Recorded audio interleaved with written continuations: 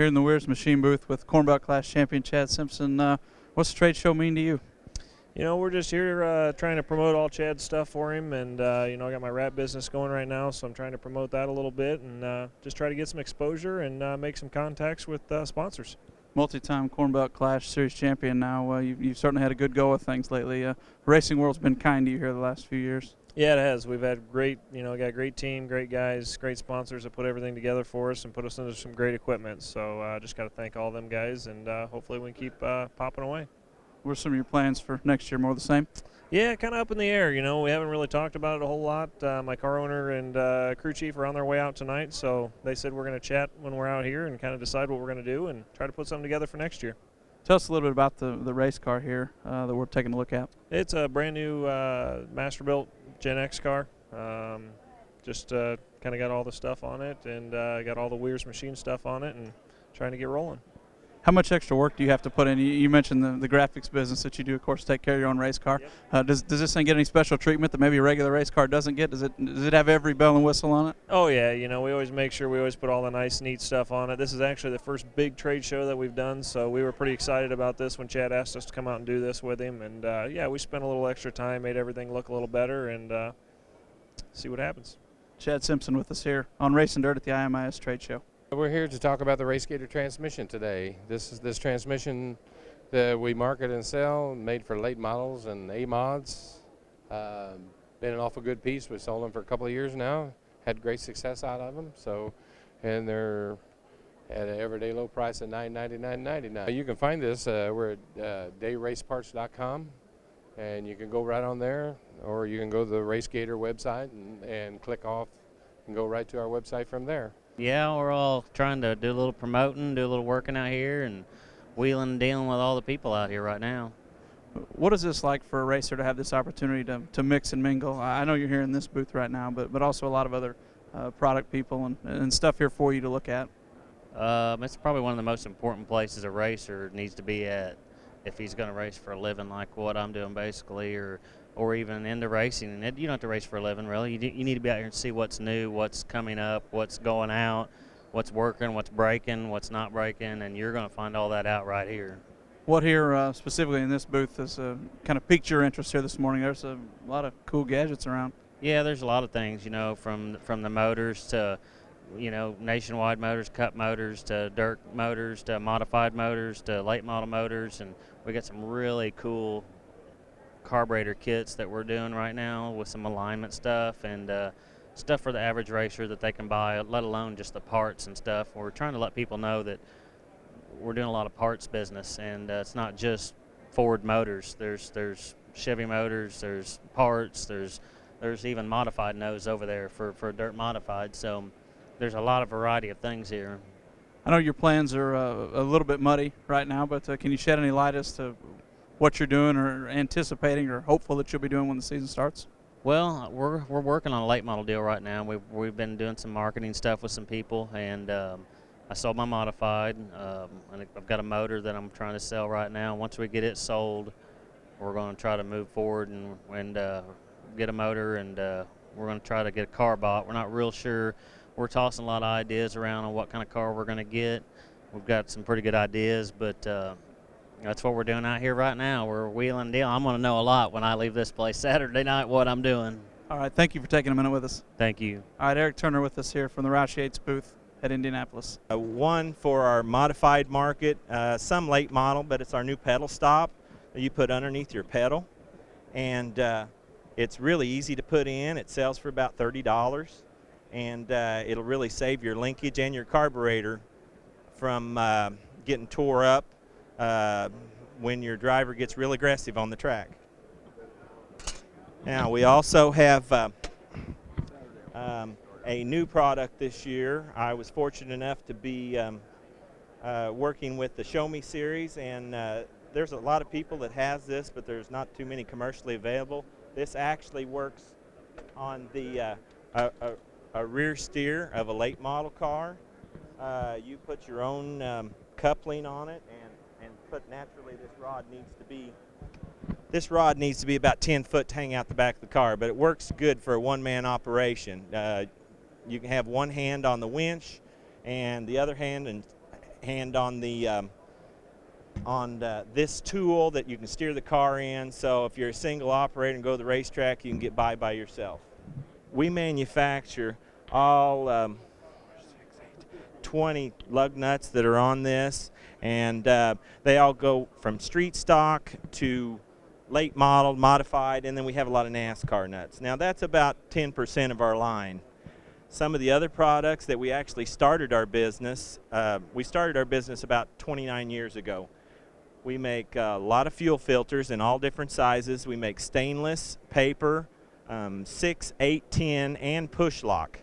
Now we've been sponsoring the IMCA for approximately 14 or 15 years, and we just this year started out with the sport mods, and there's a northern sport mod and a southern sport mod. Well, they all have 2-barrel carburetors on them.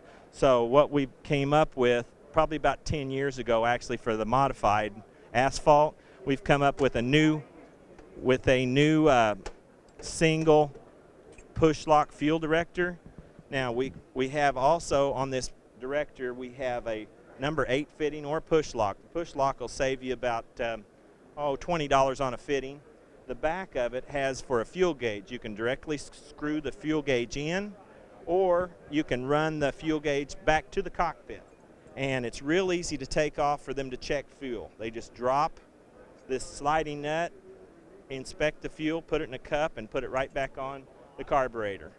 And that's real hot for the sport mods. Standing here in the BMC Manufacturing booth with the Marquette Missile, Kyle Burke. And Kyle, for people that might not follow you on a week-to-week basis, just start off and kind of give a synopsis of your 2011 season that just wrapped up.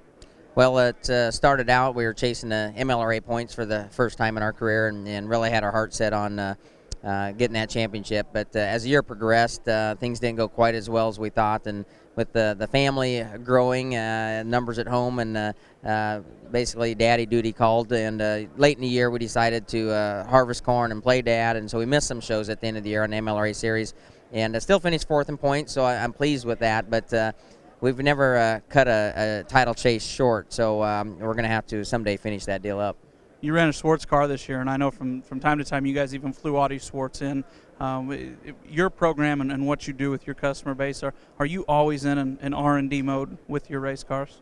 It seems like it, and it's not always by choice, but to be on the cutting edge of what the next best thing and combination is, you've got to venture out a little bit, and it's tough, but sometimes maybe I experiment and try too many things, but it seems like, mentally, between Audi Schwartz and I, we've always got something that we think we could be trying or we should be trying. A lot of changes between the 2011 Schwartz and the 2012 Schwartz car that you guys you told me, getting ready to build here in the coming days. Yeah, I'm actually going down to Schwartz here. I'll be down there on Monday, and we'll be down there probably for a week to 10 days to build the car. Kind of changing some things up a little bit. I'm working toward having my own chassis. And, he's going to build it for me, but it'll be my design. So we're going to tackle that. And right now it's just tubing hanging on the wall. So we got a major project ahead of us. And hopefully for 2013 we can offer a Kyle Burke chassis that'll actually be built by Schwartz, but be designed by me. So we got a few customers at home that I think we can pull over and eventually slowly work that direction. We're going to look at maybe just lightening up the cars a little bit and putting a little more flex into the chassis. We feel that the car won't be maybe so sensitive, and get it working a little bit better in our slick track conditions. We're going to hone in on that and see how that works out. Throughout your career, you've always handled yourself professionally, and it looks like you've been rewarded tons of product sponsorships. You carry as many as anybody, and you have a resume a mile long, so they're all well-deserved. One of the things I kind of found out just talking to you this year is you guys have different levels of product sponsorship, and obviously it's have to be determined by amount given, but how do you designate levels, and how do you find the validity in this trade show? As I'm sure this is where a lot of relationships are cultivated, and keeping everybody informed with what's going on with Kyle Burke Motorsport Racing. Well, it's tough, and everybody's here, all the racers are here, and we're all looking for deals, no doubt about it. But like you say, it's taken a course of time to develop that relationship with these companies, and it's a slow process. But our performance has helped spring us into some deals where these companies want to promote through me, and it helps our products and our cars and the people that I sell cars to. So. We break it down. There's usually like 3 basic levels, and our upper level sponsorships are the Fontenelle Seeds and the Strobel Manufacturings and companies like that really don't build race car parts that need large exposure. But on a product sponsorship wise, we'll have 2 different levels, and some companies maybe don't even give us a lot of product, but it's information. We're trading things out, whatever it takes that may benefit me in the long run, and might not be dollars or even a part. But so some of them get kind of complicated. But for the most part, BSB, the booth we're in right now, as an example, I've developed a lot of products with them, had them custom build suspension pieces for us. Some of them are in their catalog now that they're selling to other people. So they've helped me out a lot in the long run, and then they give me a good deal on products I buy from them to resell on cars for my customers and stuff. So it's a give and take. As far as building race cars and racing, for you they go hand in hand. For a lot of guys they don't. A lot of guys rely on you. Have you found either side more enjoyable? And I'm assuming we can foresee a time when Kyle Burke steps out of the driver's seat that Kyle Burke's going to get hot and heavy in product manufacturing, building, and it kind of sounds like you're headed and taking the steps, the baby steps in that direction. Well, I guess down deep I'm a racer, but actually I like designing and developing things as much as I do racing the car. And it probably seems weird to some people, but I'm just as content and more driven to design and develop something as I am to actually just go to the racetrack and race. So as I'm getting older and family duty calls and farming responsibilities get larger, my time to be out in the shop all night long and being gone 3-4 nights a week, that's going to get cut less and less. But I still want to be heavily involved in racing, and I think it's going to be the side of me developing cars to sell and parts for those cars and kind of put my flavor to it and see my customers go out and win races on something I've developed. Final question for you: any 2012 plans? It's we're right in the midst of silly season. Well, we are, and I've been asked that a couple times already today, and I don't have no plans. Yeah, we're going to be racing dirt late models. We're going to be racing the Razor Modified, and of course this new sports car we're building. So we know what we'll be racing, but exactly where in the schedule, we're waiting for series to release their schedules, and we're going to heavily eye the MLRA championship again. Someday we're going to own that championship. I just don't know if it'll be this year or next or whatever, but it's going to come. Kyle Burke doing his business here at the trade show.